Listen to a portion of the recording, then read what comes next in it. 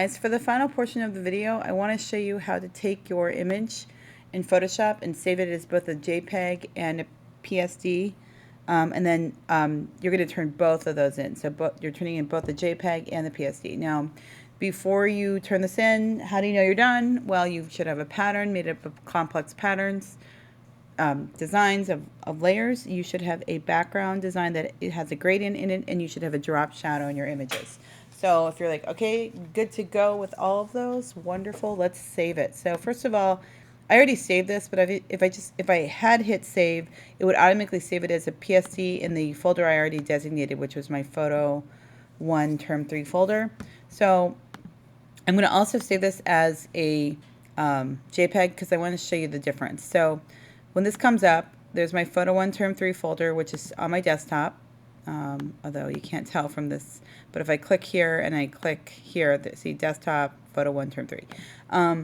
So under format, I'm going to change that to JPEG, not JPEG 2000, and hit save. So it's going to be layers, silver, JPEG.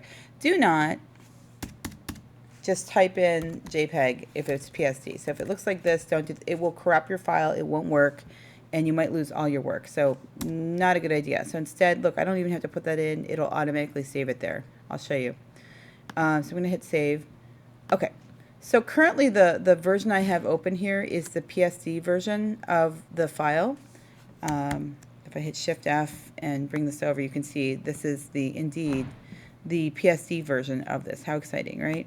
So now, if I go to my desktop, which has way too much stuff, so I'll find it in my Finder window, you can see I have a little bit too much stuff on my desktop. I need to do some, well, minor organization, or should I say major organization. Somewhere around here is a folder. Oh wait, desktop. There we go. That would be helpful. So I'm going to Photos 1 term 3, and you see how I have a layer silver? That's actually my JPEG image, and you can see it says over on kind, it says JPEG. It's because I deleted it, the ending, but that is definitely my JPEG. And if I hit Control, click, and open with, so I'm holding the Control key. I open this with Adobe Photoshop. Let me show you the difference. So this is now my JPEG image. It looks exactly the same except for one critical difference. If you look at the layers here, it just says background and it's locked. Whereas if I go back to my PSD, I still have workable layers and effects that I can play with. So what a JPEG does is it compresses everything down so that you can't edit your layers anymore. So just remember that. PSD is also good for working files, but if you're absolutely done with the file, generally what I'm going to ask from you guys is that you turn in JPEGs. Now for today, just so I know that you did both and that I know you feel comfortable with both, let's go back to the layers project. I'm going to ask that you go to this folder. So see where I went? And you have to be logged into GAPS for this to work, by the way. Not your Google Drive account. It has to be the school account. Otherwise, you won't be able to access this. And there we go.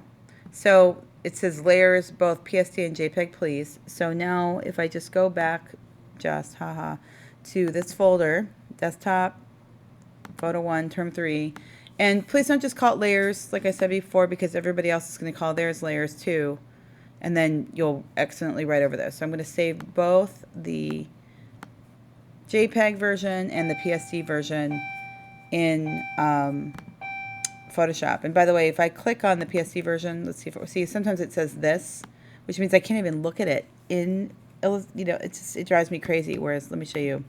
If I click on layers, see, now I can actually see it. So generally speaking, if I ask you to, you're going to submit JPEGs to me in the future. Just this time, I'm asking for both the PSD and the JPEG version. I would like both. And again, another way I can find it if this is a JPEG, if it doesn't have the end of the file, if I go to details, which for some reason is not showing up, and I'm kind of forgetting how to find it. Oh, there it is. View details. So I went to these, let me move this over. I went to these 3 dots, view details. So there we are. So it gives me this information. I don't know why it's not telling me the back of the file, but it is definitely a JPEG. All right. So yay. So that's how you do that. Just make sure that you say both of those correctly, and congratulations on getting that done.